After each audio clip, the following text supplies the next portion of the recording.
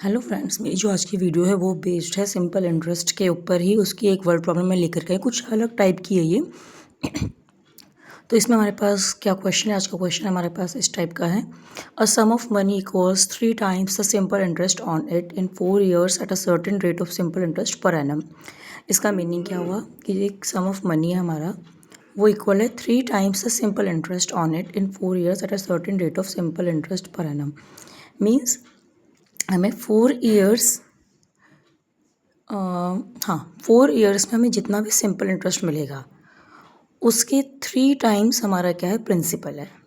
ठीक है, हमने जो पैसा डिपॉजिट करा था वो हमारा सिंपल इंटरेस्ट से क्या है, 3 टाइम्स है। ठीक है, और हमारा जो टाइम पीरियड है वो कितने का है, 4 years का है। हमें यहाँ पे रेट ऑफ इंटरेस्ट नहीं पता है। आगे हमसे बोला गया है what will be the amount in 3 years and 4 months on a sum of ₹3600 the same rate of interest. अगर हम सेम रेट ऑफ इंटरेस्ट में इतने रुपीज़ को, ₹3600 को डिपॉजिट करते हैं 3 years 4 months के लिए, तब हमारा अमाउंट कितना होगा हमें ये बताना है।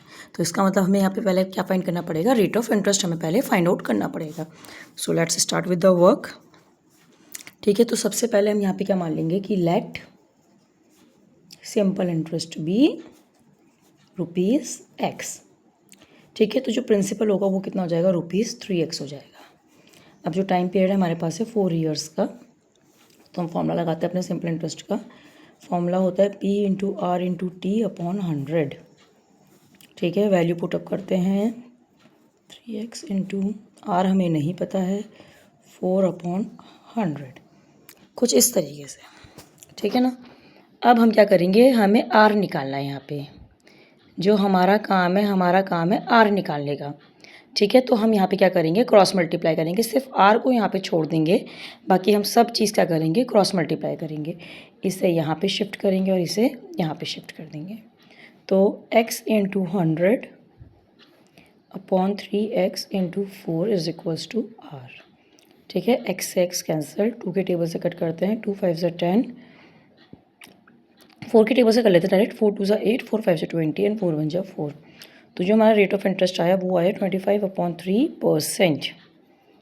ठीक है, रेट ऑफ इंटरेस्ट हमारा परसेंटेज में होता है, हमें पता है। इतना काम हमने कर लिया है।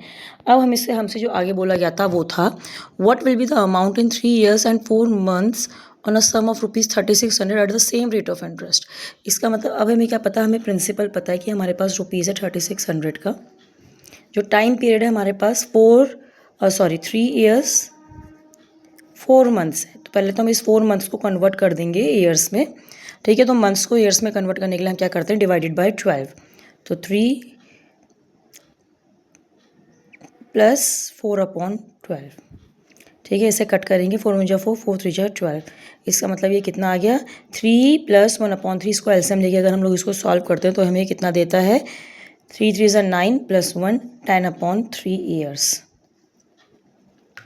इतना।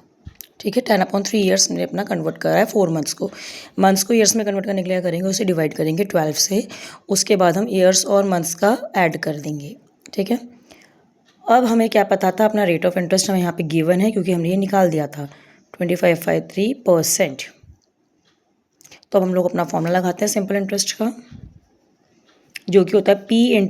तो 3600 मल्टीप्लाइड विथ 25/3 मल्टीप्लाइड विथ 10/3, और अपॉन में क्या होता है, इन सब के इंटू 100 होता ही होता है डिवाइड में। ठीक है, तो ज़ीरोज़ कैंसिल कर लेते हैं हम लोग अपना। 3 1 3, 3 2 6 एंड 3 4 12। ठीक है, तो इसको अगर हम मल्टीप्लाई करेंगे तो हमें क्या मिलता है, 1000। इसका मतलब जो हमारा सिंपल इंटरेस्ट है वो कितना है, 1000 है। हमें अमाउंट फाइंड करनी है लेकिन। तो अमाउंट का फॉर्मूला क्या होता है, अमाउंट का फॉर्मूला होता है P+SI। तो प्रिंसिपल है मेरे पास 3600 का, ऐसा ही है हमारे पास 1000 की, तो ऐड करेंगे तो हमको कितना देगा, 46,100, सॉरी। तो इसी के साथ मेरी आज की वीडियो समाप्त होती है। धन्यवाद दोस्तों।